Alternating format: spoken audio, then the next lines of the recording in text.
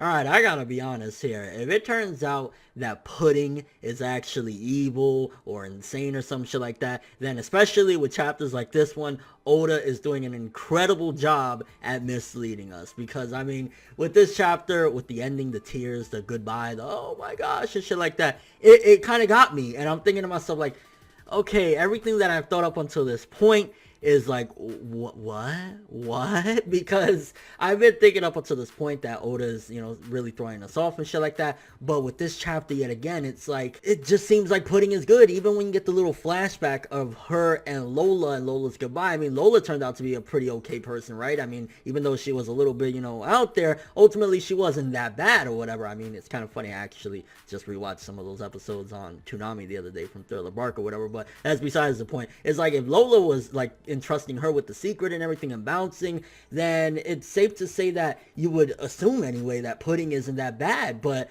I don't know. Like at this point, I feel like everything I thought up until this point about Pudding's character is kind of getting tossed out the window, except one possibility with this chapter. Because in the end of the chapter, she whispered something in Luffy's ear, and he's like, "What did you say? What are you doing, Pudding?" And she's crying and saying goodbye. Now, my theory about her being a yandere, which if you don't know about a yandere, essentially it's like a girl that she will kill everybody. She's insane for the person that she loves. If she told Luffy in his ear, which again, it kind of keeps up the suspense and mystery, hey, I'm gonna kill Sanji and I'm gonna kill myself, then that would be like, oh fucking shit, okay, that's why it was kept as a whisper. So it's like Oda's keeping it vague enough where it could still possibly work that she's just this, batshit insane crazy girl, but at the same time making us believe like, no, she really, is a really good person. So it's really interesting the way this chapter set things up, that is like throwing us off the trail of Pudding potentially being evil, because it's like she's there crying, she's like, oh, if it wasn't for me making this mistake. But if you look at the pattern of everything Pudding's done thus far, it's almost as if she's been leading it to this point. So she's like, I'm messing everything up. Yeah, that could be the traits again of a yandere. And if you know what a yandere is, again, then you know that they're batshit fucking crazy. And Pudding may just very well be a very maniacal and strategic yandere, and it's really working because it feels as though it's even leading the extra points. Like in this chapter, you see that Sanji is there like, oh, I'm gonna love her, I'm gonna treat her right and shit like that. It's leading perfectly to all of us believing like, oh, this is the perfect woman for him and shit like that. She could show up in front of Sanji in the next chapter or the chapter after that saying, I love you,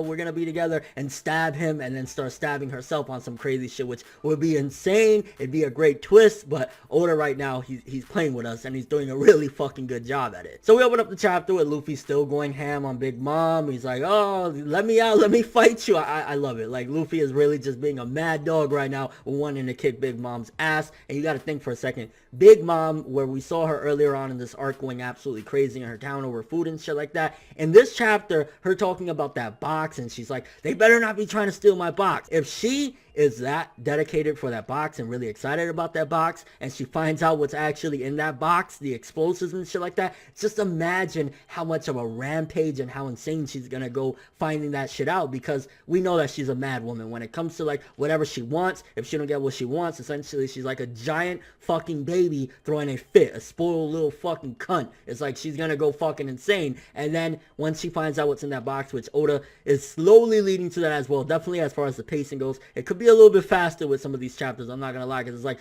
he's setting this up and that up, and it's doing very well in that regard. But as far as the pacing, it's like I want to see her open up that box so bad and see the bombs. Like I could honestly see within the next couple chapters, Oda's finally gonna jump to that, because he's slowly adding every detail. Is like he's showcasing Big Mom's really excited about that box, and the thought of somebody trying to steal that box is pissing her off. Just imagine her opening it up and it not being what she expected. She's gonna go fucking insane, and those bombs ain't gonna do shit to begin with because it's fucking Big Mom. But good setup there. And I mean, seeing the Sanji panels in this chapter yet again, it just felt like Oda is slowly adding in pieces like that to build everything up. Sanji being worried about Luffy and them, saying, oh, Big Mom, she's gonna, like, honestly, I think the only reason why Sanji is even going with it at this point is it's out of desperation, because back in the past or whatever, if this was before this situation, I don't think Sanji would have just been going off of her word. I think it's out of desperation at this point because he wants to save everybody. He wants to save everybody. That's what Owner Zeph and stuff like that. And this is his only opportunity, really. Like, betting on Big Mom's kindness, which it's Big Mom, she's a Yonko, so you got to think that immediately it's like, whoa, why would you even bet on that? But that's pretty much Sanji's desperation at that point. That's the only reason why he'll be like, well, Big Mom did say she would. It's like, yeah, he's going with that because he has no other choice. Like, he's really with his hands tied behind his back in a sense, because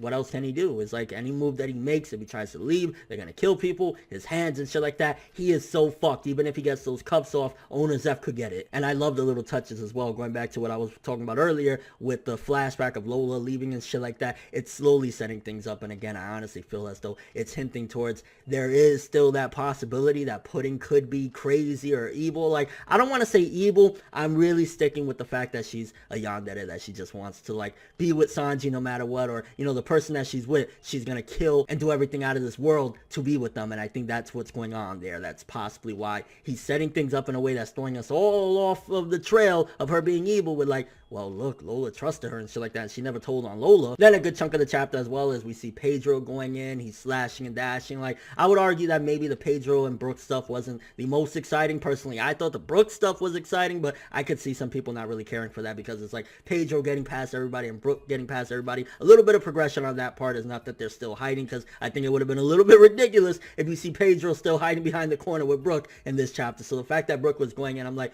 yeah, this is some epicness that I've been wanting to see in New World for a while, with at the very least Brook, because what was the last time we really seen him go in? Was it like Punk Hazard, or was it Fishman Island? Like, honestly, it's been a while, because if I'm not mistaken, he didn't have any big part in the Dressrosa stuff. So the fact that we're getting to see Brook go in and shit like that, I'm like, all right, I take it. Like, yo, I want the Soul King. I want to see the fucking glory of the Soul King of One Piece. And then, of course, going to the scene with Pudding visiting Luffy and Nami in the jail, and her being all sympathetic and stuff like that. Like, it's a possibility as well, because I feel like as though this whole video, in a sense, even though it's a review of the chapter, is also kind of theorizing regarding Pudding's character, because she's whispering so that the guards don't hear enough. But it's like, okay, you could argue, yeah, she's whispering because they can't know that she went and said, oh yeah, visit me at the coast or whatever. But there's a possibility the reason why she's whispering is because it's all a part of her plan. She's very maniacal. Like, Oda has the opportunity right now, if he does go that route of making Pudding batshit crazy,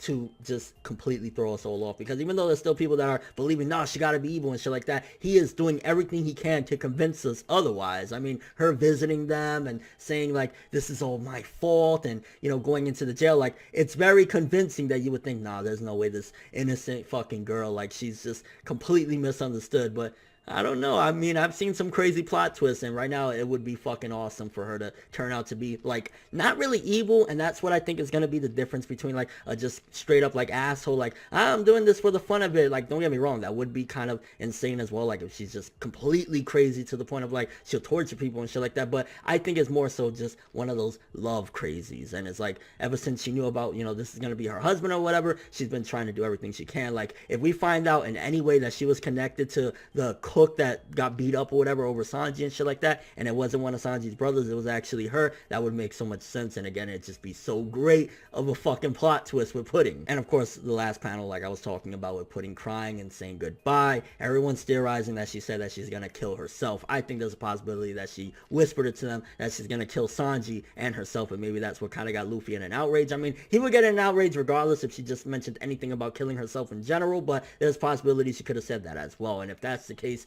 it's gonna be so fucking insane. Overall, the chapter, good chapter for the most part. There was a bit of progression, obviously, with Brook and Pedro. We have a little bit of a twist at the end with Pudding crying and saying goodbye, meaning that she's gonna do something drastic. A little bit more into Big Mom and exactly how important that box is. So when that box opens up, she's gonna be sorely upset, and that's gonna put her into a fit of rage. And a couple of extra bits, not the biggest chapter in the world or whatever. I would say maybe like a 7.5 for this chapter, around there. It was good. I think, again, like, maybe the pacing could, hurry up a little bit in a certain regard, because, again, it was like, well, we got Brook running through there and, setting more things up with, Big Mom winning the box and shit like that. So it was okay, but still a good chapter for the most part. 7.5 out of 10. Let me know what you guys think, though. The obvious elephant in the room yet again. Do you think that Oda is doing a master troll on all of us with this Pudding shit? Do you truly think that she's still fucking, like, crazy or whatever? Or you think that it's just genuine, that she's a good person, like, it's just genuine or whatever? Which, I don't know, it's like, part of me wants the plot twist just because it sounds so fucking insane and interesting, but then at the same time, it would be nice that we have, the one,